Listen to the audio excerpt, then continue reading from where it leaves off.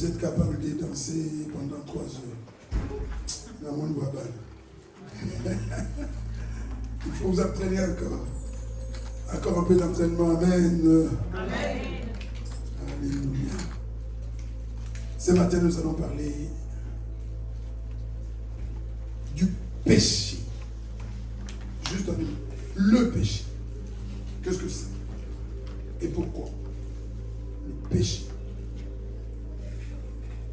La situation que nous sommes en train de vivre là actuellement, chacun de nous, dans sa propre vie, dans sa famille, les conditions là que nous connaissons aujourd'hui, elles sont celles qu'elles sont à cause de ce petit mot, le péché. La vie que tu as aujourd'hui, certainement, il t'apporte parfois des bonnes choses. Parfois, tu as la joie, c'est vrai. Parfois, tu as connu des moments de bonheur, c'est vrai aussi. Mais ce n'est pas la vie que tu devrais avoir. Ce ne sont pas les conditions dans lesquelles on devrait vivre dans ce monde. Tout a été bouleversé. Tout a été chamboulé. Tout a été rendu plus compliqué que ça devait l'être. À cause justement du mot péché. Donc c'est quelque chose qu'on ne peut pas prendre à la légère. Et parmi, comme j'aime bien le dire souvent, qu'il y a des choses que tu ne peux pas te permettre d'ignorer. Il y a le mot péché. C'est quelque chose dont nous devons avoir conscience en tant que chrétiens, en tant qu'enfants de Dieu. Le péché est à l'église et c'est que la maladie est à l'hôpital. S'il n'y avait pas de maladie, il n'y avait pas besoin de construire les hôpitaux. Et s'il n'y avait jamais eu de péché, jamais, on aurait eu des églises. L'église existe parce que le péché a existé. Donc, des fois, nous devons faire très attention parce que nous laissons entraîner par le monde ou par certaines personnes qui ne veulent pas changer, qui ne veulent pas se convertir. Et ils veulent qu'on passe à côté des choses essentielles. La notion du péché, c'est vraiment une notion essentielle. C'est une notion qui a sa place dans la doctrine chrétienne. Parce qu'on doit parler, on doit enseigner sur le péché. C'est comme si on refusait dans une localité, dans une province, dans un pays où, par exemple, la tuberculose a fait des ravages et on ferme les yeux, on se tait, on ne veut pas avertir le peuple qui vit dans cette région-là pour dire attention, si vous voyez qu'il y a beaucoup de maisons vides ou qu'il y a des cimetières remplis, c'est parce que la tuberculose, par exemple, a fait des ravages dans cette province. Donc, manque de prévoyance n'est pas parler, n'est pas avertir, ou tout simplement faire preuve de naïveté, tout simplement. Jusqu'à aujourd'hui, il y a des maladies soi-disant qui sont éradiquées, mais en réalité, on en parle encore. Et qu'est-ce qu'on fait? On élabore des vaccins. Jusqu'à aujourd'hui, on parle encore de la tuberculose alors qu'elle a été vaincue dans beaucoup de régions du monde. Mais par prudence, on parle encore des vaccins. Et à chaque fois qu'il y a quelque part un cas de tuberculose, comme beaucoup de maladies contagieuses, on fait attention, on en parle, on prend des précautions pour que ça ne se répande plus. L'Église doit aussi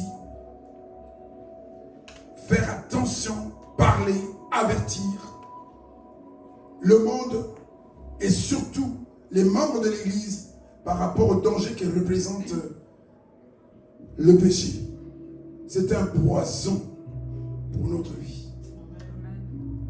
C'est un poison qui tue en douceur, sans qu'on se rende compte. Mais c'est un poison en même temps qui a un bon goût. Ah, le péché a le goût du miel quand on est dedans. Sinon, on s'en serait déjà débarrassé. Mais parce qu'il a souvent un bon goût, on l'aime. Et on se laisse avoir. On dit, mais c'est bon.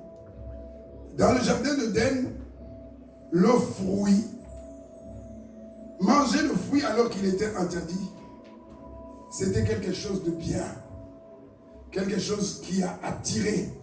Ah, il est agréable. Aujourd'hui encore le péché. Le péché à 99% est Zakelengi.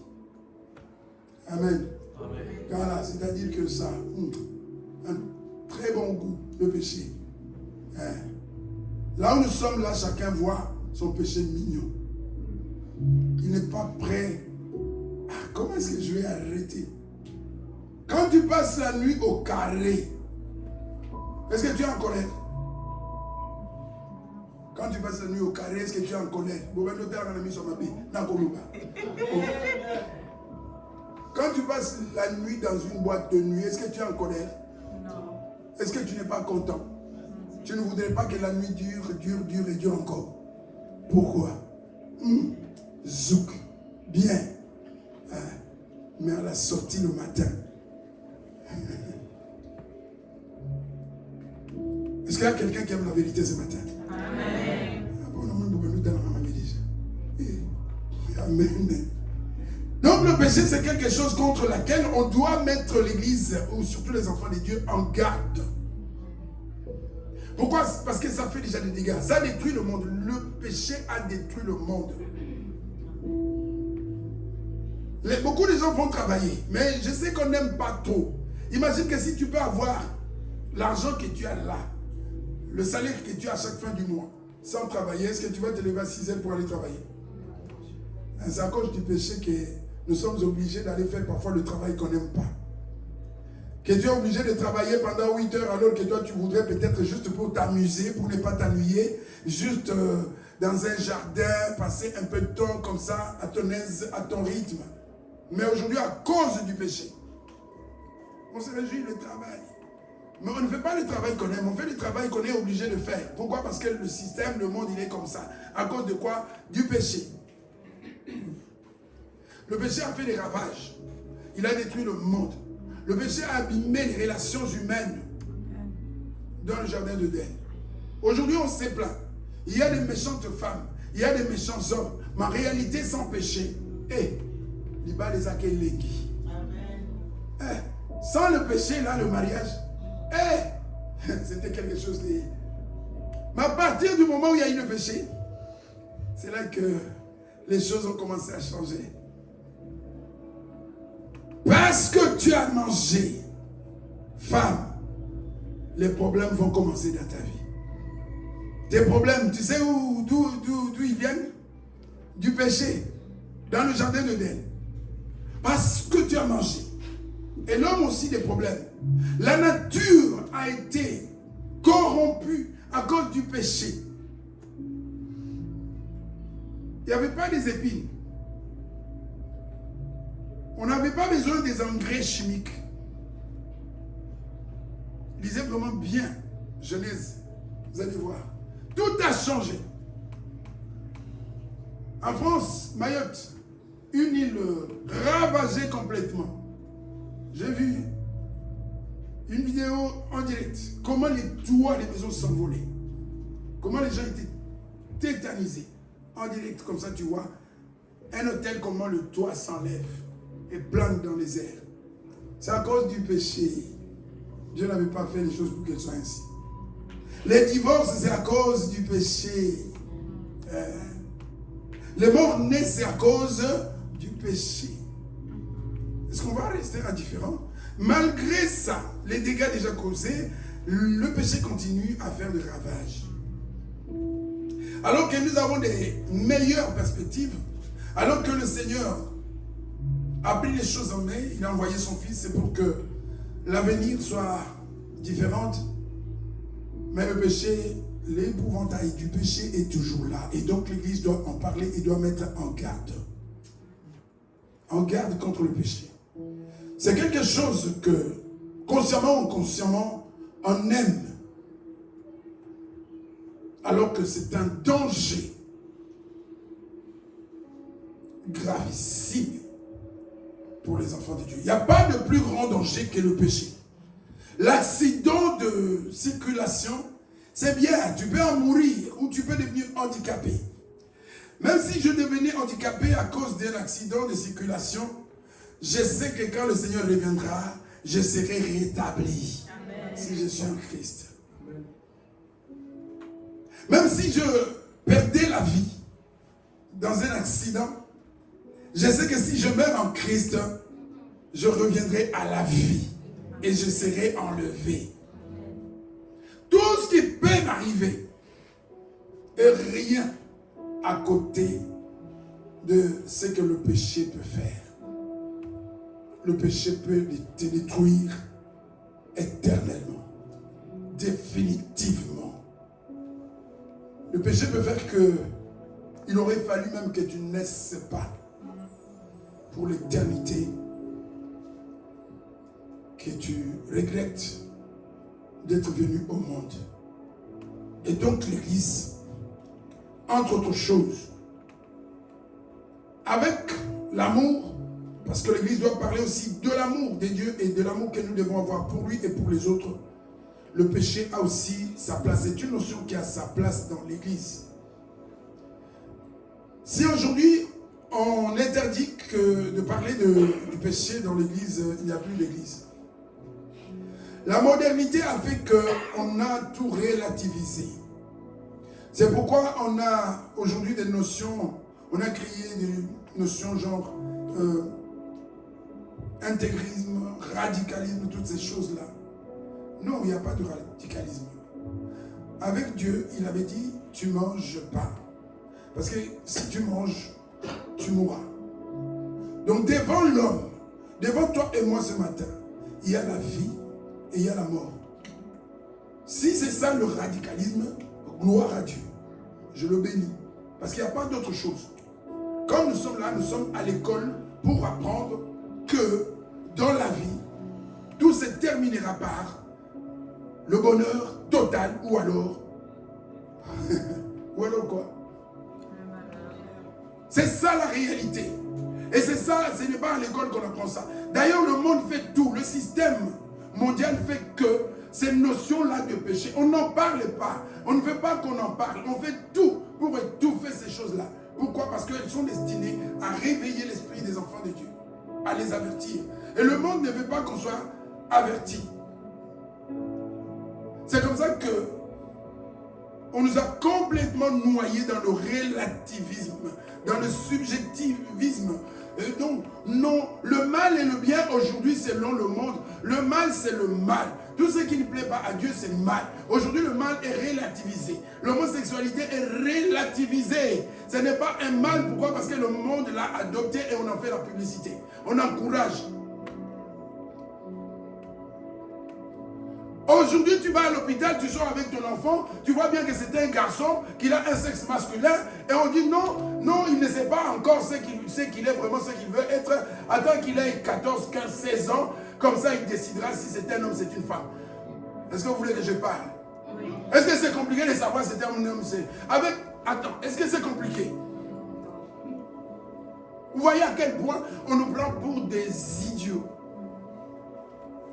Et le monde d'aujourd'hui, l'église doit s'élever et parler. L'église doit être ferme et courageux. Comment? On nous prend pour qui? Tu as en face de toi un homme et une femme. Alors, on doit dire vraiment que tu es bourrique pour ne pas faire la différence. Tu sais ton enfant, si c'est un homme, si c'est une femme, tu le sais. Un politicien, un corrompu, un occultiste va se lever pour dire, voilà, homophobe. Vous pouvez créer tout ce que vous voulez. Moi, je sais que Dieu les a créés, l'homme et la femme. Un point de barre. S'il faut qu'on me coupe la tête, on me coupera la tête. Il y a un homme et une femme. Et ça, n'importe où, je ne changerai pas de langage. Le reste, ce sont des accidents dus au péché qu'on encourage.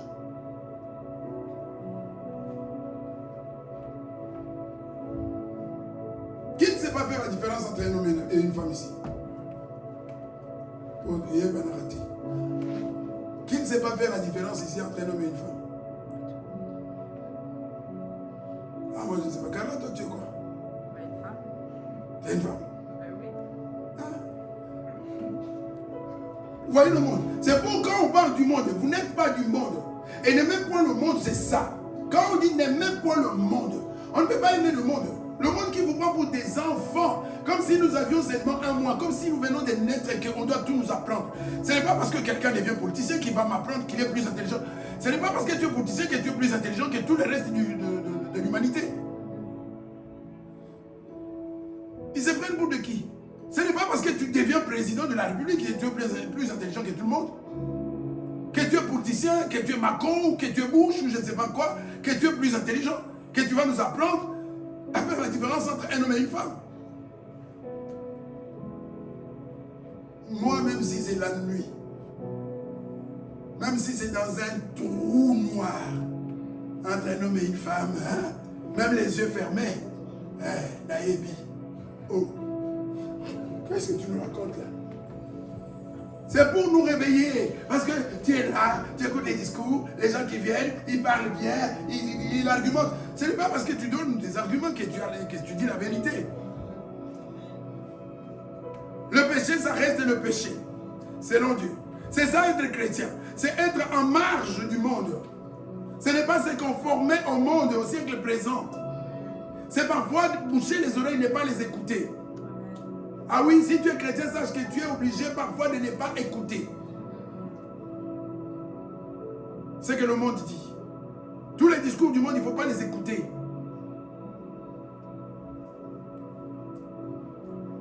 Tu as ton enfant jusqu'à 14-15 ans, c'était un homme, et subitement, vous savez ce que le monde fait? On a signé, on est en train d'étudier une loi qu'on va signer en France. Pourquoi? On dit qu'il n'y a pas l'argent, on veut rendre l'opération qui consiste à changer de sexe gratuit. Ça coûte trop cher. C'est plusieurs opérations. Tu es suivi pendant longtemps et ça coûte beaucoup d'argent et ils veulent financer ça pour que ça se fasse gratuitement. Parce qu'ils incitent l'humanité à changer de sexe. Et on se plaint, il n'y a pas assez de nativité. Mais changez de sexe et puis vous allez avoir les enfants. Heureusement, l'Europe est en train de vieillir. Que ça vieillisse vraiment. On va se retrouver avec des vieux dans les maisons de repos. Il n'y a pas de jeunes. Parce que ce que vous êtes en train de faire, ce n'est pas ça qui va faire augmenter la natalité. Il y a des enfants parce qu'il y a un homme et une femme.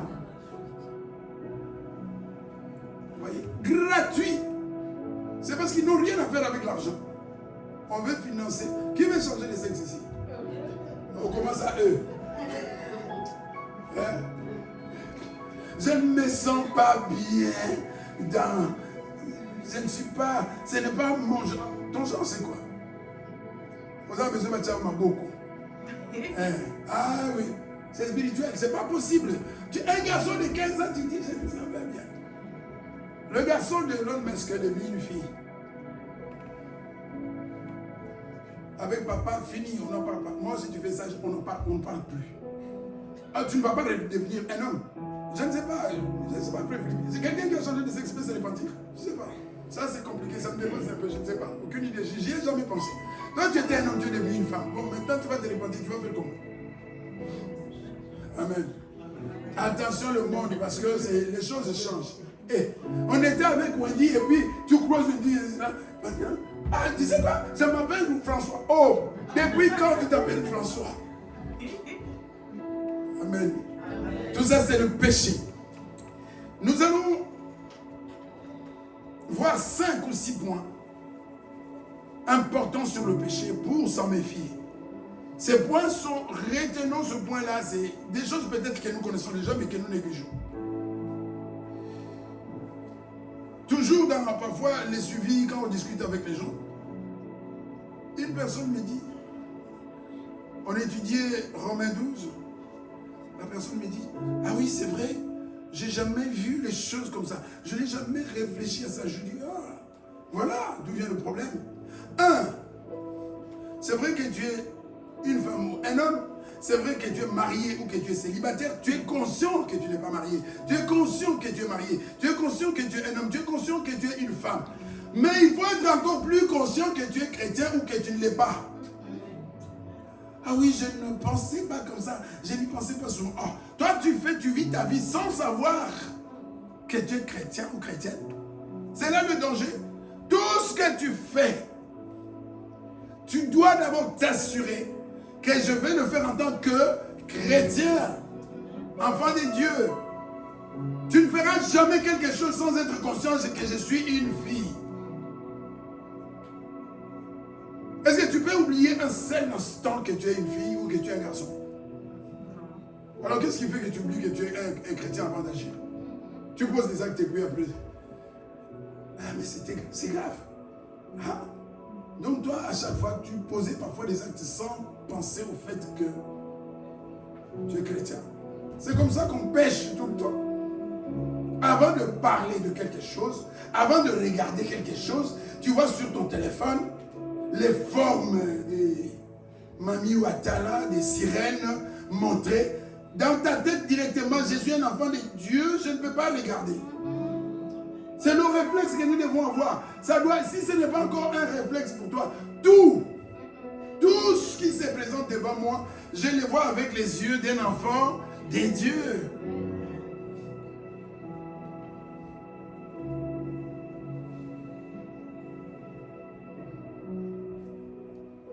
Les quelques points que nous allons voir vont beaucoup nous aider.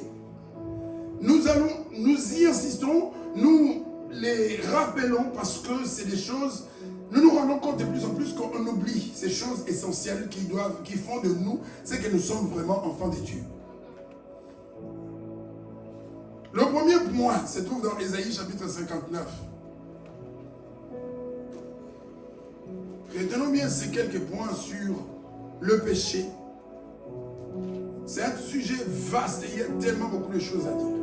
Je veux simplement rappeler que dans la Bible, il y a 4 chapitres qui ne parlent pas de péché. 4 chapitres. Ésaïe 59, on va commencer à lire à partir du verset 1. Dans la Bible, il y a 4 chapitres de la Bible qui ne parlent pas de péché.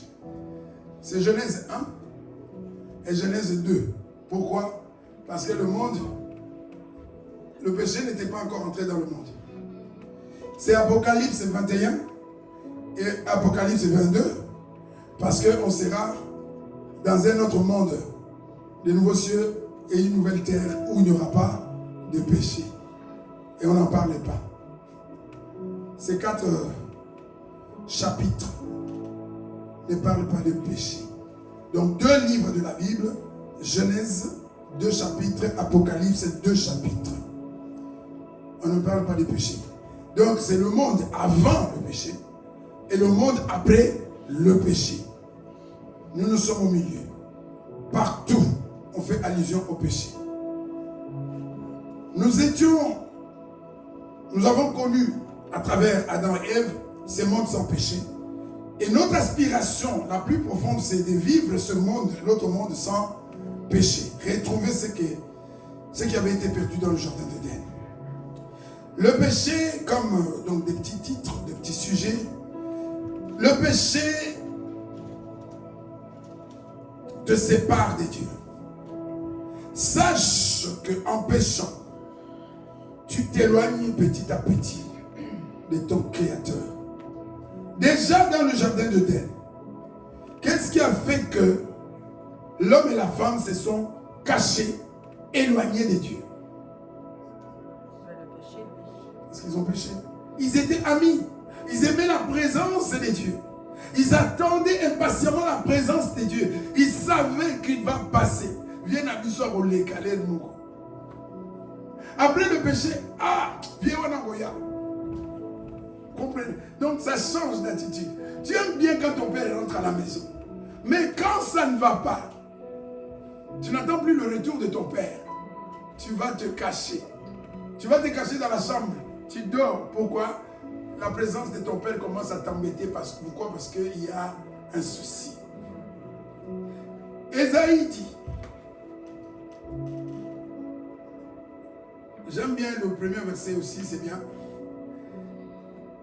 à partir du verset 1, nous dit non catégorique. Non catégorique. La main de l'Éternel n'est pas trop courte pour vous sauver.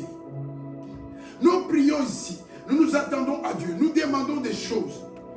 Nous voulons sa présence. Nous aimons sa présence. Et la Bible nous rassure qu'il n'a pas une main courte. Que son oreille n'est pas bouchée. Son oreille n'est pas dure. Il peut te sauver. Il peut t'entendre. Mais il y a un problème. Mais ce sont vos crimes qui mettent quoi? Une séparation entre vous et votre Dieu. Ce sont vos péchés qui vous cachent sa face et l'empêchent de vous écouter. Ma soeur, le péché, écoute le péché. Malgré le plaisir que le péché peut te procurer. Si tu arrives comme ça facilement à voler 50 000, tu seras content ou pas? Si tu es voleur. Un voleur qui a réussi son coup, il est dans la joie ou pas? Et on va citer beaucoup de péchés comme ça. Vous voyez pourquoi le péché est difficile de s'en détacher? Hein? Nalouba. Non, je ne vais pas parler ce matin. Je vais le dire. Amen. Tu réussis sur ton coup et tu as comme ça 100 000. Tu es content, tu fais des calculs. Et tu te dis, ah non, demain je peux avoir 500 000. Demain je peux avoir. Addiction. Tu crois que comme habitude et que tu vas réussir à chaque fois. Mais attention, danger, parce qu'un jour, m'embête au massage. Un jour, embuscade, police, alarme, poursuite, et puis prison. Mais c'était bien de soutirer l'argent comme ça, de voler l'argent des autres. Mais ce matin, le Seigneur dit, malgré le plaisir, le goût sucré de ce que tu fais, quand tu parles en mal de Carla, quand tu critiques, tu rabaisses, tu calomnies, tu détruis Carla, est-ce qu'en réalité tu es en train de souffrir ou tu te donnes à cœur joie? En réalité, quand tu parles du mal des autres, beaucoup saté, tout le monde, ne me dis pas ici que tu n'as jamais parlé comme ça, tu as déjà parlé. Même si tu as changé, gloire à Dieu, ça a changé. Mais quand tu parlais là, ça te faisait quoi? Hein? Il est bien. Hein? Quand tu parlais des autres là, si tu parles encore comme ça, c'est ton problème. Quand tu aimes là, même aujourd'hui après-midi, il y a peut-être quelqu'un ici qui va, même aujourd'hui après-midi, qui va parler du mal des autres. Ça te fait plaisir. Bon, si tu n'es pas convaincu que c'est mauvais, et si c'était toi, comme était sur... tu sais là comment? Les mêmes choses que tu racontes sur l'autre, si c'est toi, ça te fait quoi? Voilà, c'est ce goût-là. Mais quand c'est toi qui es l'acteur, l'actrice, ça te fait du bien de parler des autres. On peut citer comme ça, la liste est longue. Quand tu rabaisses les autres, tu crois que toi tu es plus intelligent, que toi tu es plus beau, que toi tu es le meilleur, Yonesuka, que c'est toi le centre du monde là. Est-ce que tu n'as pas bon en toi là, dans ton cœur là? Tu es bien, tu te sens bien.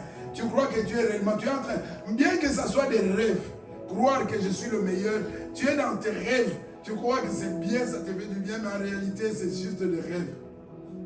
Tu n'es pas réellement ce que tu penses être. Mais ça fait du bien. Et on peut aller comme ça, la liste de... on peut aller jusqu'au bout. Dans le monde là. Ce sont vos péchés. Qu'est-ce que nos péchés font? Ils nous cachent la face de Dieu.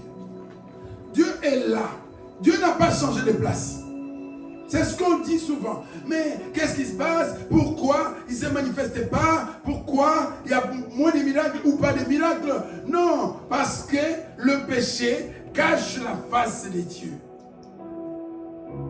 Le péché élève un mur entre nous et notre Dieu. Sache qu'à chaque fois que tu pêches, il y a comme un mur que tu es en train de construire brique par brique. Jusqu'au moment où tu vas te retrouver complètement séparé de Dieu. D'un côté, côté, tu as ce plaisir. Mais de l'autre côté, tu ne sais pas comment tu es en train de te détruire.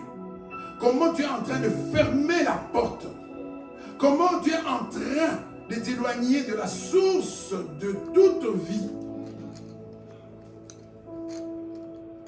Mon peuple périt parce qu'il manque la connaissance. Quand le Seigneur nous ouvre vraiment les yeux, on comprend les choses de Dieu, ça devient plus facile. Pas qu'on n'est pas tenté. On est tenté, mais on réfléchit. Dans le langage, dans le domaine médical, on parle souvent de... On pèse le bénéfice et le danger. Donc on met sur la balance. Ce traitement-là va lui apporter beaucoup de bien ou va lui faire beaucoup de mal. Avant de t'administrer un traitement, on pèse le pour et le contre.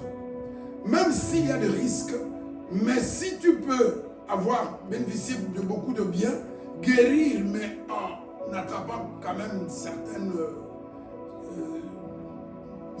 difficultés, on va quand même t'administrer le traitement.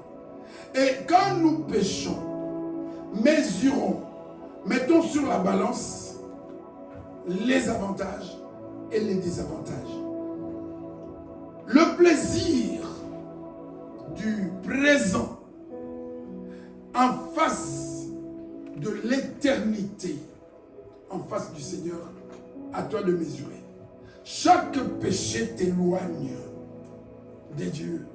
Chaque péché, c'est comme si la porte était en train de se fermer petit à petit. Je ne sais pas à quel niveau. Quand on dit qu'un enfant de Dieu ne demeure pas dans le péché, si ce matin, tu es quelqu'un qui demeure dans le péché, sache qu'entre toi et Dieu, la porte, depuis longtemps, elle est déjà fermée. Je ne vais pas vous faire l'offense de vous rappeler le péché. Parce que je suis certain qu'ici, nous les connaissons tous.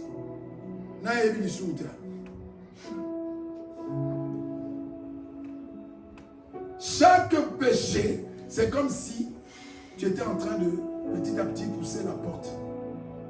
Pousser la porte. Jusqu'au jour où la porte sera complètement fermée. Et il y a des gens qui ne se soucient plus, qui ne se posent plus de questions. Des chrétiens morts. Ils ne se posent plus de questions. Il est à l'aise dans le péché. Il est dans la joie dans le péché. Il est même prêt à recommencer. À peine il vient de pécher, il a déjà programmé la suite.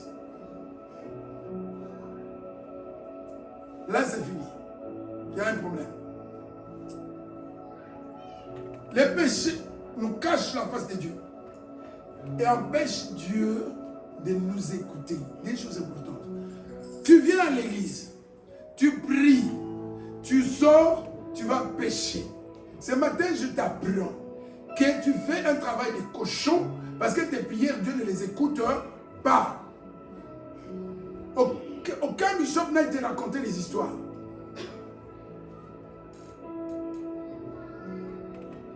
Les péchés font quoi? C'est comme si le péché construisait un mur entre nous et Dieu.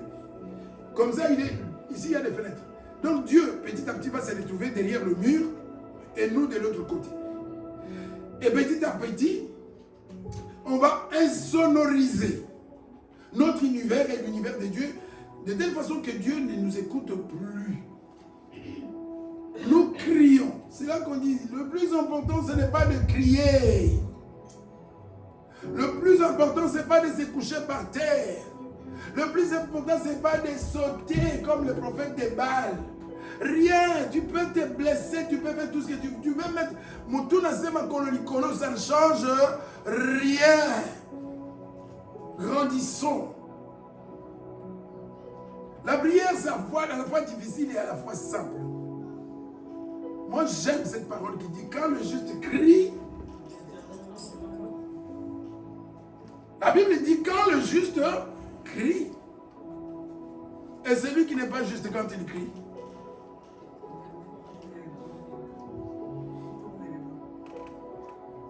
Pourquoi te donner une telle peine? Pourquoi empêcher Dieu de t'écouter? Et en même temps, la Bible dit bien des choses. La Bible appelle certaines personnes insensées. Un insensé, c'est qui? J'ai posé des questions pour vous participer. Bon, t'as la participer. Un insensé, c'est qui? De moi. Un insensé, c'est qui? Oh, vous allez à la maison d'étudiants, dans la classe, c'est ma diplôme. C'est quelqu'un têtu, désobéissant. Oh, c'est vrai. Hein? Quelqu'un têtu, désobéissant, qui n'écoute pas. Non, insensé, c'est pas ça. Insensé, dans le vrai sens, insensé. Mais oui, divisé, il est divisé. Qui n'écoute pas? C'est ce qu'elle a dit, c'est pas qui n'écoute pas. Un insensé, c'est qui? Personne perdue. J'entends rien. Personne perdue. Personne? Perdue. Perdu. Ouais. Dépourvu de sens ou fou. Hein? Moutaliboma. Pourquoi c'est Moutaliboma? Car là, Moutaliboma. Chez nous, Moutaliboma, c'est quelqu'un qui peut enlever les vêtements, qui peut manger, aller chercher à la poubelle, manger un peu de tout. Voilà. Donc c'est un fou. Quelqu'un dépourvu de sens, fou. Moutou et Doka. Tu vois les fils là? Le cerveau ne tourne pas bien. C'est pas moi, c'est Dieu qui dit.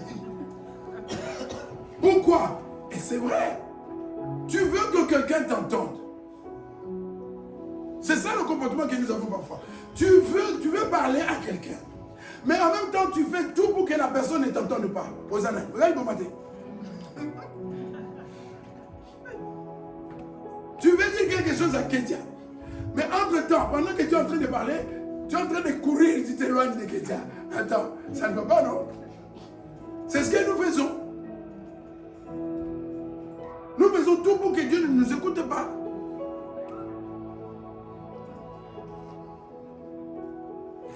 Et ce matin, apprends et retiens et comprends que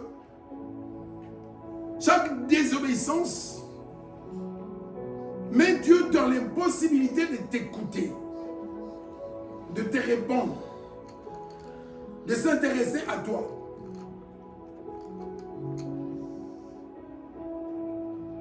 Ce n'est pas lui, c'est nous. Dieu ne change pas de place. Dieu ne va pas et ne vient pas. Il remplit, il est partout, il est là. Mais nous construisons de bons cœurs pour que Dieu ne nous entende pas. Tu t'enfonces, tu creuses, tu vas plus loin et tu veux que Dieu t'entende. Non, attends, reviens à la raison. Donc retiens une chose.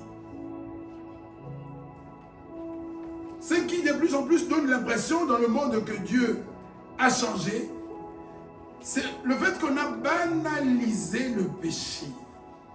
Qu'on a normalisé le péché. C'est normal. Des fois on dit que c'est... Même les choses que vous croyez que c'est simple. Non, ce n'est pas simple. Les choses simples que aujourd'hui le monde dit que c'est pas grave. Non, c'est grave. Je me souviens dans la Bible que le Seigneur enseigne. C'est lui qui dit à son prochain, Raka, qu'est-ce qui doit se passer? Puni de mort. Puni de mort. La sanction. Pourquoi? Parce que c'est un péché. Pourquoi? Parce que toi, tu ne voudras pas qu'on dise de toi, Raka, imbécile. Vous voyez? C'est petit, hein? Mais on fait des choses graves. On veut que quand tu cries, parce que tu as pleuré, tu peux pleurer du sang. Si tu as déjà dressé un mur entre toi et Dieu, il y a un problème. Le sang ne va pas faire tomber le mur. La seule chose qui va faire tomber le mur, c'est ta repentance.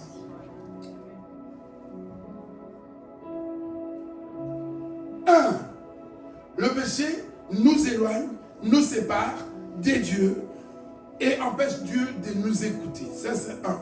2. Le péché, le péché tue. Là, on va lire moins des versets. Le péché tue. Qui ne sait pas que le péché tue?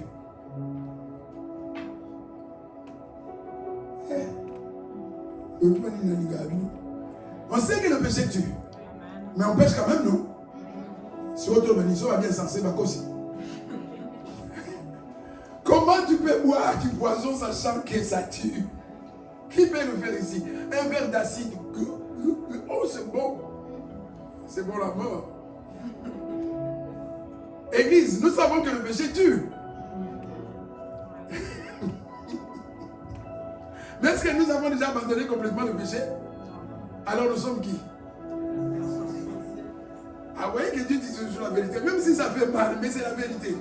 Hein, vous voyez, il faut y aller doucement pour dire, maintenant on dit parfois les prédicateurs, non, le mot insensé se trouve dans la Bible.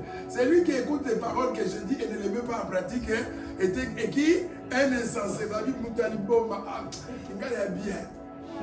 On a fait une étude, vous savez, par toutes les langues qui existent au monde, on l'a placé en 9e position. Ah, une étude, ce n'est pas fait en Afrique, c'est fait dans donc 9e position. Et à bien. Oh, la Bible donne insensé. Pourquoi? Mais tu sais que tu vas mourir. Arrête de faire ce que tu es en train de faire. Et les chrétiens aujourd'hui, nous nous retrouvons dans cette situation où c'est un verset qu'on connaît.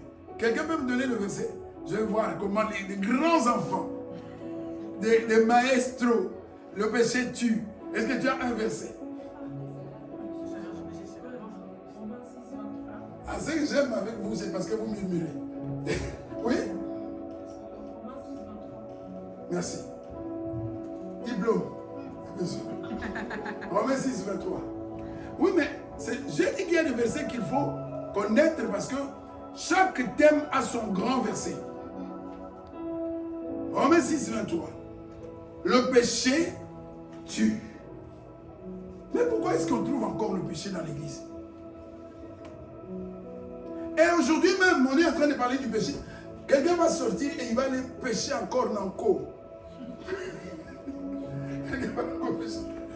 Déjà, il faut maintenant. Quelqu'un va sortir et aller pécher encore dans le corps. C'est là qu'on dit il ne reste plus de solution, il ne reste plus de sacrifice pour de telles personnes. Parce que en faisant cela, ils sont en train de clouer encore Jésus à la croix. Ah, ce matin, je vais te dire toute la vérité, comme ça, tu n'auras pas d'excuses.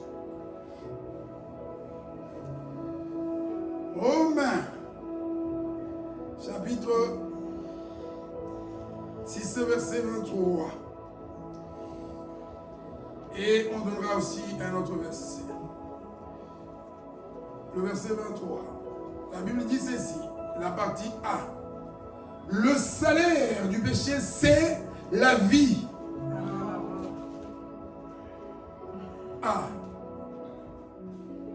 Le salaire, c'est quoi? C'est une récompense qu'on reçoit pour un travail accompli. Ah, sache que quand tu pêches, tu travailles. Et ce que tu auras comme salaire, c'est quoi?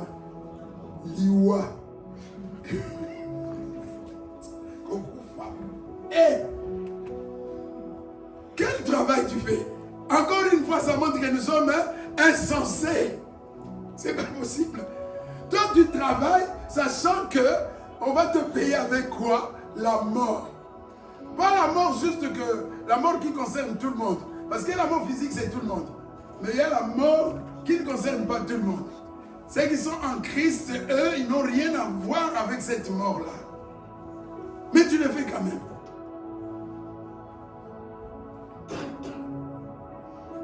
Lifuta. Oh, l'issou et futa. Kezanini, liwa.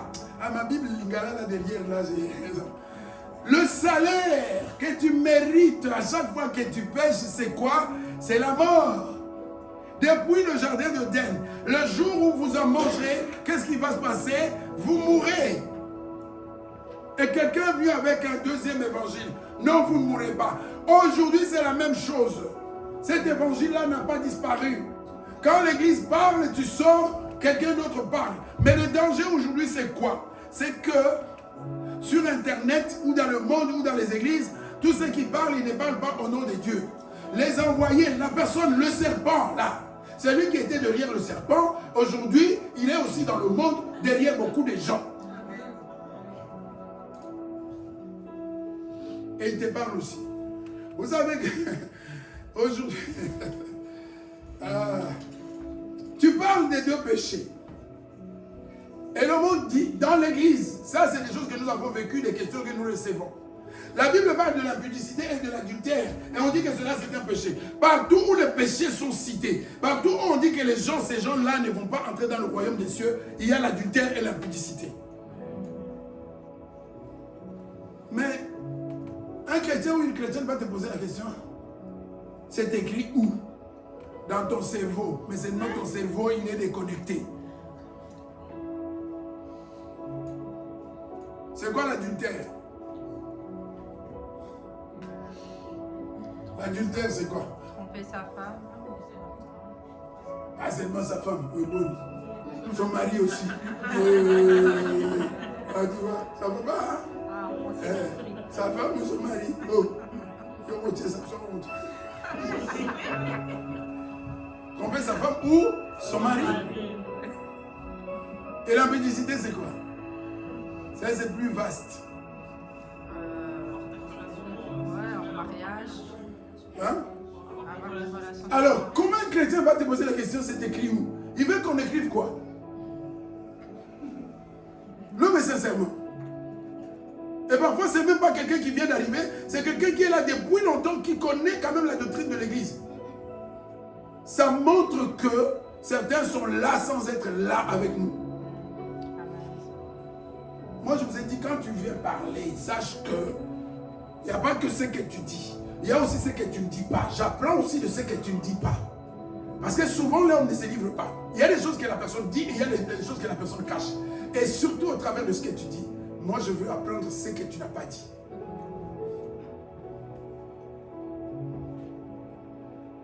Tu as critiqué, tu as assisté, on a détruit. Car là, par exemple, on disait du mal de lui, toi, tu étais là aussi.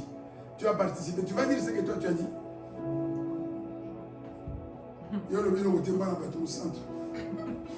Tu n'as rien dit. C'est toujours les autres. Le salaire, la récompense. Jésus dit, je reviens bientôt et avec moi, ma rétribution pour rendre à chacun selon ce qui a été l'œuvre de sa famille, ce qui a été son œuvre. Pas l'œuvre de papa, pas l'œuvre de maman, pas l'œuvre de mari, pas l'œuvre d'épouse, pas l'œuvre des enfants, mais c'est chacun selon son œuvre. Voilà pourquoi l'autre ne s'est pas arrêté. Et maman disait, tu t'es arrêté, bye bye. Et l'autre dit, chérie, au revoir, c'est fini. Ah, c'est comme ça. Ces choses-là. Chérie, je t'aime, écoute, kala, namokilo. Chérie, je t'aime, ma camougnos. Si tu veux m'entraîner avec toi dans ta chute, tu vas, chérie, je t'aime, beaucoup, Ah, il y a des choses qui sont individuelles. Le jour où tu vas aller à Robert-Mont, tu n'iras pas avec ta femme, pas avec tes enfants, pas avec ton mari, tu iras seul. Amen. Et devant le trône de Dieu, tu seras seul. Il ne faut pas blaguer avec ces choses-là. On joue avec tout. On peut jouer avec notre argent. On peut jouer avec tout. On peut faire tous les projets ensemble. Mais pour le salut, si toi tu ne veux pas t'accrocher, laisse-moi continuer.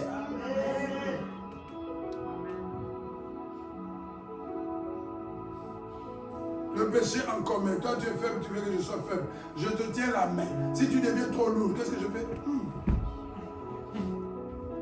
Zabongo. Même ici, comme vous êtes là, on va essayer de t'aider. Si tu n'arrives pas, tu es trop lourd, à un moment, qu'est-ce qu'il faut? La vérité. Amen. Amen. Donc, sachant que, en péchant, je mets ma vie en danger. Pas seulement pour quelques années, mais pour l'éternité. Mais on le fait quand même. On le fait. La copine, là, si on te dit maintenant, à partir de maintenant, dans la semaine, c'était quoi? On écoute la parole, ne vous bornez pas à écouter la parole. Pourquoi tu ne veux pas maintenant là? Est-ce que tu peux prendre la décision maintenant pour dire, copine, au revoir? Osa la montée. Tu es quoi? Et ça fait 10 ans comme ça. Tu as changé, tu as changé, tu as changé, tu as changé. Tu es sûr que ça va vraiment. Tu es vraiment sûr que ça va. Mais ce matin, je t'apprends que tu es en train d'accumuler quoi? La colère pour le jour du jugement de Dieu. Accumuler veut dire quoi? Amasser. C'est ce que la Bible dit. Tu t'amasses une montagne. C'est-à-dire que tu ajoutes. Dieu se met en colère. Il se met en colère. Il se met en colère. Et toi, tu continues. Jusqu'au jour où ça va déborder la montagne dure et ne sait pas l'eau. Ces jours-là. Et tout ça, ça va être déversé sur toi. Tu ne diras pas qu'on ne t'avait pas averti. Tu étais à l'église et l'église n'avait rien caché. Tu avais dit la vérité. Que si tu ne te répands pas, que si tu ne t'arrêtes pas, ce qui va arriver, c'est quoi? C'est la mort. Ézéchiel, chapitre 18, le verset 4 et le verset 20. Ézéchiel.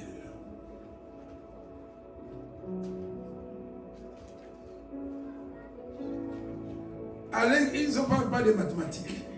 À l'église, on ne parle pas de comment gagner beaucoup d'argent. À l'église, on parle du péché. On parle de la repentance. On parle de la sanctification. Amen. Ah, c'est ça la matière.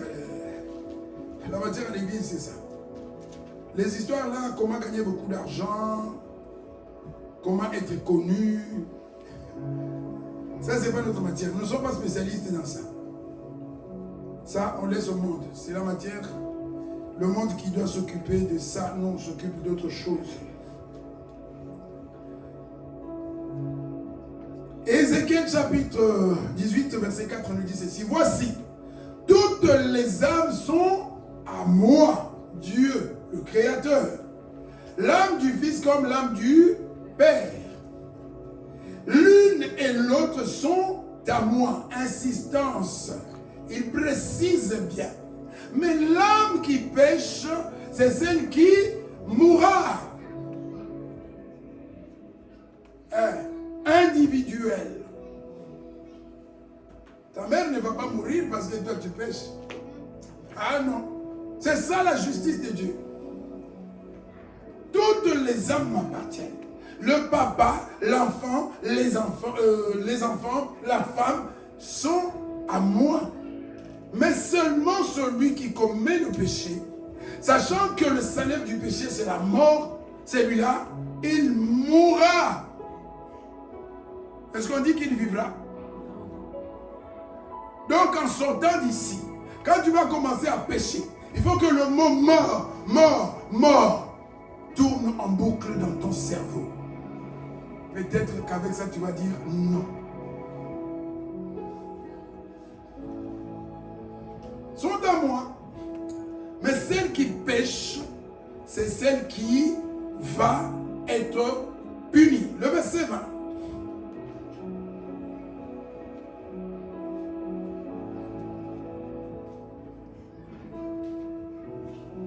C'est juste une répétition. L'âme qui pêche, c'est celle qui mourra. Le fils ne portera pas l'iniquité de son père. Et le père ne portera pas l'iniquité de son fils. La justice du juste sera sur lui. Si maman est juste, elle sera juste. Si papa est juste, il sera juste. Si la femme est juste, sa justice sera sur elle. Et la méchanceté du méchant sera sur lui. Voilà pourquoi il faut éviter la complicité de péché. Ta femme pêche, ceux qui ont misaillé.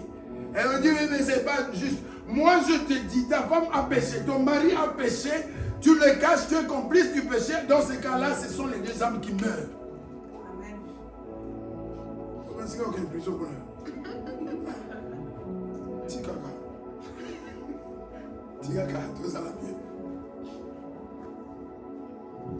Le monde va venir avec des choses. Oui, ton enfant, il a violé. Il va aller en prison. Si tu le caches, tu es complice. Et si la trompette sonne à ce moment-là, Non, trop. Sachant que c'est pour l'éternité. Ah, fiston. Qui n'est qu'à. Hey, qui n'est qu'à. Hey. On ne dit pas que, Philippe, est-ce que tu veux aller à l'antenne un mois pour Noël? Non, c'est pas un mois. Un mois, tu peux dire, ok, ça va. J'accepte. Un mois, tu peux dire, ok, ça va. Je vais quand même payer. C'est pas un mois. Non. L'histoire de Sylvie. C'est la Bible. Quoi? Le péché. Est-ce qu'on voit le danger du péché? On joue avec le péché, les habiens et les guides. Le péché, c'est un poison. C'est une catastrophe. Il tue. Nous avons la certitude maintenant que le péché tue. Ce n'est pas moi. Est-ce que c'est moi qui écris ces choses? C'est écrit par moi.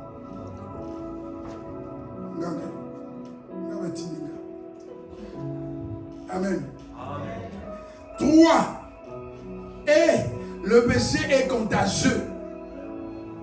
Ah. Oh là, je vais parler. Amen. Ah, là, je vais parler. 1 Corinthiens 5. Ah, là, je vais parler. Tu as le sida, c'est pour toi. Il ne faut pas me contaminer. Ah, garde ça pour toi. Je ne partage pas avec toi. Ah, le péché. Qu'est-ce qu'il fait? Corinthiens, chapitre 5. Le verset 6 et le verset 13. Le verset 6 dit ceci. C'est bien à tort que vous vous glorifiez. Vous êtes content, vous dansez là-haut, vous pensez que vous louez Dieu. Non, vous n'avez pas raison. Ne savez-vous pas qu'un peu de levain fait lever toute la pâte? Vous ne le savez pas? Et si nous le savions ce matin, le Seigneur dit à chacun de nous. Jonathan, je ne sais pas si tu comprends bien le lingala. Moi, je vais parler en lingala, toi, tu vas traduire. Copacola bateau soto na oti. J'étais eu, tu vois. Ne t'amuse pas à salir tout le monde. Là, l'église doit se réveiller. On a déjà connu ces choses. Tu as péché, l'église va changer de ton pour te parler. Parce que sinon, tu vas mettre tout le monde dans la boue. L'église doit être vigilante avec le péché. Pas de complaisance. Tu commets une faute une fois. On t'appelle, on t'avertit. Tu ne veux pas écouter. Quand on dire, oui, parce que sinon, pharisien, légalisme. Quel légalisme? Le péché doit être condamné. Vous savez quoi? Vous laissez une personne faire n'importe quoi. Une fois, 2 fois. Tous les autres, il y a des faibles dans l'église, ils vont faire la même chose. Ils vont dire, ah, pas mes mains. Vous regardez les mains. Ah, ce sont des moutons. Ils ne vont rien faire. Ils parlent, ils vont rien faire. C'est pourquoi une personne qui insiste dans le péché, il faut frapper. Pourquoi? Parce que sinon, c'est l'église qui va se dire, ben ici, on entre comme dans du beurre. Ça va passer. Ça ne va plus jamais passer. Si tu as le malheur de te faire avoir, hein, tu es averti. Ne crois pas que je vais venir en souriant. Hein? Pas face A, pas face B, mais face Z.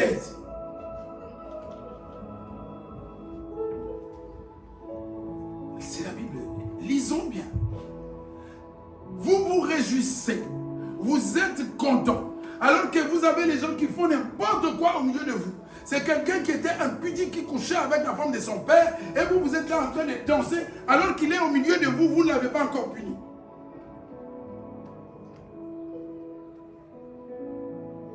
Vous avez quelqu'un au milieu de vous qui détruit la vie de tout le monde, qui ne craint rien, qui n'a aucun respect pour quoi que ce soit. Et vous dansez là-haut. Là-haut, quoi? Vous êtes complice.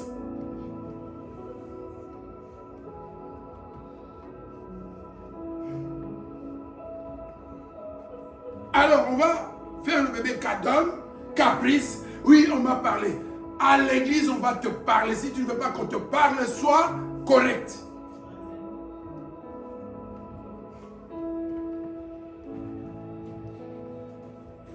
Un peu seulement.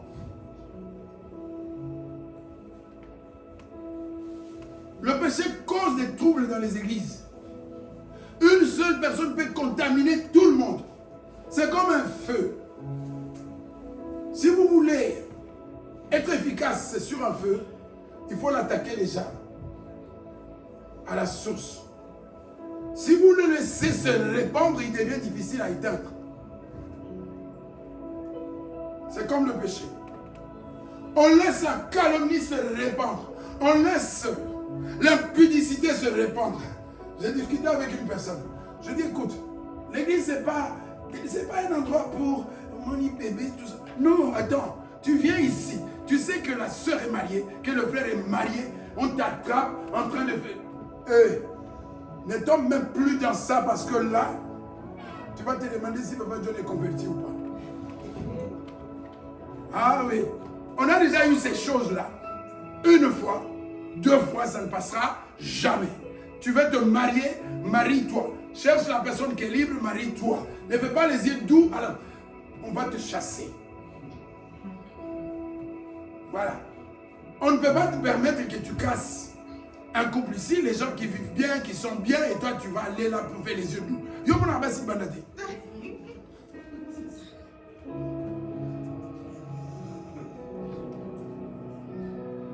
Les célibataires, vous êtes avertis.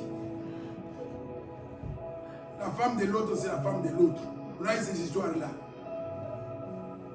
Je dis si je vais parler. Bisous, c'est bisous. Hein? Un seul baiser. Ce n'est pas ok, moi c'est eux. Attention comment vous tenez les femmes. Oui. L'expérience rend sage. On a dit juste un seul baiser. C'est quoi cette histoire?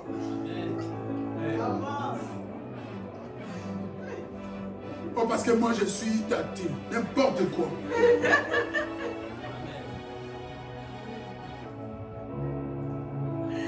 Bisous, c'est bisous, c'est bisous. Oh! Vous êtes avertis. Vous avez l'autorisation.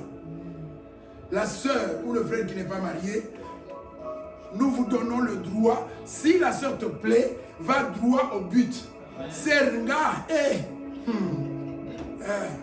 oui, il n'y a pas... Qui a 12 ans ici? Ah oui. Ah, de toutes les façons, toi tu comprends rien. Nous avons des enfants, ils sont déjà grands. Et on veut qu'ils se marient. Et c'est même bien s'ils se marient entre eux ici.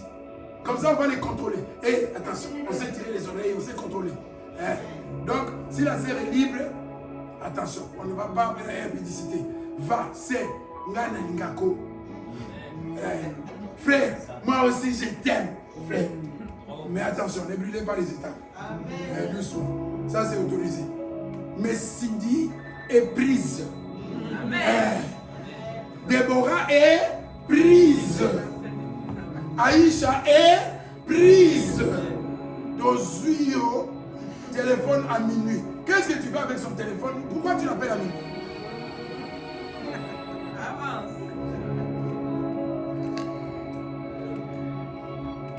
Miguel est pris. Donc tu arrives, demande. La sœur là c'est comment? Tu peux nous demander, il n'y a pas de problème. On va te dire, ça va. Le terrain est encore libre. Le terrain est encore libre. Je vais te dire, Cindy est là, Ali est là. Je vais te dire, Ali elle est là. Voilà. Tous ceux qui sont, voilà. C'est à toi de voir, c'est à toi de comment tu joues. So dribble bien, so Amen. Allez en dehors de ça au Sumuki. Donc demande, le terrain il est comment, le terrain là il est comment. Voilà. Donc ça il n'y a pas de problème.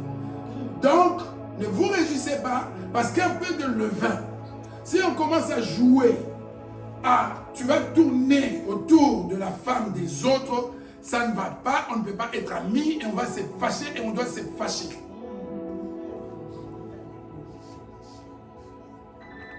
Ça c'est clair. Et je vais aller même loin. Si on te dit que hier, Asa fiancé, c'est pourquoi une fois que vous vous mettez d'accord, si vous êtes d'accord, venez nous dire, moi, comme on dit en Lingala, moi, en attendant donc ça, moi j'ai déjà. Mais oh, attention, tu gardes dans ton cœur, quelqu'un va sauter avant toi. Ne garde pas dans ton cœur, pose les dossiers sur la table.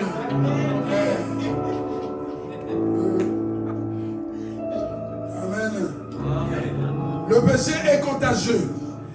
Ton propre péché, il peut créer beaucoup de problèmes dans l'église parce que dans ton péché, malheureusement, il y a des gens qui vont te soutenir dans ton péché, dans ton mal.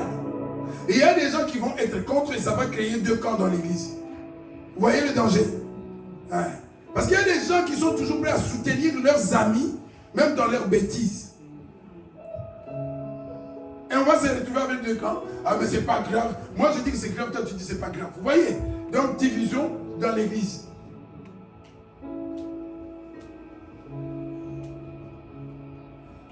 Le péché te sépare de Dieu. Le péché tue.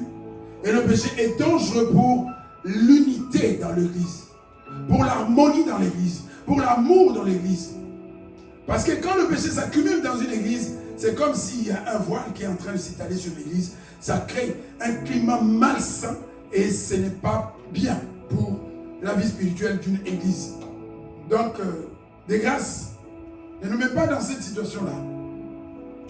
On peut me mettre clair. Si tu ne veux pas changer, tu peux aller voir ailleurs. Parce que si tu es là avec l'intention de ne pas changer, c'est-à-dire que tu es un envoyé du diable. Tu es infiltré. Pourquoi tu ne changes pas? Et tu vas changer quand?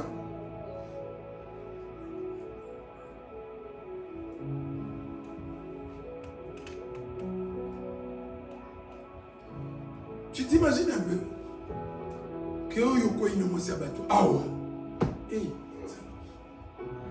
si j'étais fort comme frère Steve, je vais t'inviter calmement chez moi à Kangelo Nandaku. Ah, tu t'imagines? Tu mets toute la communauté dans quelle situation? Et vous allez dire que non, le péché, c'est dangereux. L'église doit prévenir le péché, l'église doit condamner le péché fermement. On ne doit pas sourire quand quelqu'un ne veut pas écouter, quelqu'un veut mettre la vie de beaucoup de gens. Les gens qui sont faibles, là, nous avons des gens qui sont forts, nous avons des gens qui sont faibles. Alors si on est complaisant avec une personne, c'est comme on expose les faibles pour dire, écoutez, c'est pas grave. Non, il y a des choses qui sont graves dans les âges de paix et qu'on ne permettra pas. Amen. Amen. Le même texte se trouve aussi dans Galates chapitre 5, verset 9. Nous on avance, puisque l'heure avance. Ok. On ne filmera pas tous les éléments, on va donner un dernier élément. Et le péché, c'est comme jouer avec le feu. 2 Pierre chapitre 2, verset 20. Péché, c'est comme quelqu'un qui joue avec le feu. Tu vois comme Noé là. Quand il était encore tout petit, maintenant je suis sûr qu'il sait déjà que le feu, c'est le feu. Une lame de rasoir, c'est une lame de rasoir. Il connaît le danger. Certainement, c'est sûr que si tu approches le feu trop près de lui, il va dire non. Les enfants, moi j'essaie seulement de donner du gingembre aux enfants. Non, c'est pas bon. Pourquoi? Parce qu'ils ont déjà goûté. Et donc ils font attention. 2 Pierre, chapitre 2, verset 20. La Bible dit ceci. On continuera plus tard, l'année prochaine, peut-être, parce que la semaine après, on va continuer toujours avec Matthieu 26. C'est pas encore fini. La Bible dit ceci.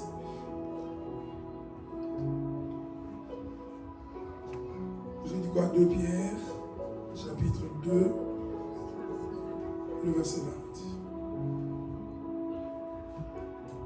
20. en effet, toi et moi, si après nous être retirés des souillures du monde, c'est-à-dire que nous avons dit, tu acceptes de recevoir le Seigneur Jésus-Christ, ton Seigneur Sauveur? Oui, j'accepte. Par la connaissance du Seigneur Sauveur Jésus-Christ, évidemment. C'est après avoir fait cette déclaration que je quitte le monde, que n'a pas mis Jésus. Parce que les gens aiment bien. Eh, si marié à Jésus, tu es infidèle. Tu as combien de maris, toi? Jésus n'aime pas. Jésus est jaloux. Je suis marié avec Jésus. Il s'y engage des nouveaux et sont vaincus. Donc, ils s'engagent dans quoi? Dans des souillures du monde. Parce qu'ils en étaient retirés, mais ils reviennent encore. Revenir dans les souillures, c'est pécher, c'est repécher, c'est repécher. C'est retourner à la vie passée. C'est retourner dans le monde. C'est faire ce qui est mal aux yeux de Dieu. C'est désobéir. C'est déshonorer Dieu. C'est se prendre pour Dieu. À chaque fois que tu pêches, au lieu de dire que ta volonté soit faite, tu dis que ma volonté soit faite. C'est ça péché. Jésus disait, Père, c'est difficile. Mais toutefois que ta volonté soit faite. Un pécheur ne dit pas que ta volonté soit faite. Il dit que ma volonté soit faite. Souviens-toi, garde ça. À chaque fois que tu pêches, tu es en train de dire que ma volonté soit faite. Et tu te mets à la place de Dieu. Oui, parce que c'est ce qui compte. Dans le monde, la volonté qui doit compter, c'est celle de Dieu, pas ta volonté. Même si tu aimes la chose. Mais si Dieu est contre, tu dois renoncer parce que Dieu est souverain. Et à chaque fois que tu ne renonces pas au mal, tu te mets à la place de Dieu. Et c'est toi le souverain. C'est ça le péché. Que ma volonté soit faite. Si après s'être retiré des souillures, du péché, du monde, après avoir été lavé, par la connaissance du Seigneur Jésus-Christ, il s'y engage encore dans le souillure du monde, il retourne en arrière et sont de nouveau vaincus. Leur dernière condition est pire que la première. La dernière condition est pire que la première. À force de jouer avec le feu, on fait quoi? La première condition était comment? La première condition était comment? La première condition, on était esclaves. On était dans le péché. On était ennemis de Dieu. On était perdus. On était sans Dieu. On vivait dans les ténèbres, condamnés à perpétuité. C'est ça la première condition. Et Dieu nous a sortis de là. Nous avons parlé d'insensé. Tu étais là, condamné pour 20 ans en prison. Quelqu'un vient. Il paye la rançon. Puisqu'on peut acheter aussi la prison. Ça s'est fait dans les gens là qui ne peuvent pas aller en prison. Ils payent des millions pour que tu sortes, tu sois libéré. Tu sors de la prison. Quelque temps après, tu retournes encore en prison. Tu crois que cette personne va venir encore te sortir de là? C'est ça être insensé. Et donc ta dernière condition va être pire que la première. Pourquoi? Oh, j'aime bien la Bible. Car mieux valait pour eux n'avoir pas connu la voie de la justice. Ne suis pas tes amis qui ne connaissent pas Jésus. Parce que toi, tu as la connaissance. Toi, tu as goûté. Toi, tu es informé. Toi, tu as été éclairé. Tu as été lavé. Tu n'as plus droit à l'erreur. Que de se détourner après l'avoir connu du saint commandement qui leur avait été donné. Péché, c'est jouer avec le feu. La Bible dit que ta condition risque d'être pire. C'est pourquoi Jésus, dans la Bible, à 2 reprises, dit à 2 personnes différentes, va, mais ne pêche plus. Et à la femme, il s'est arrêté là. Mais au monsieur, il a dit, de peur qu'il ne t'arrive quelque chose de pire.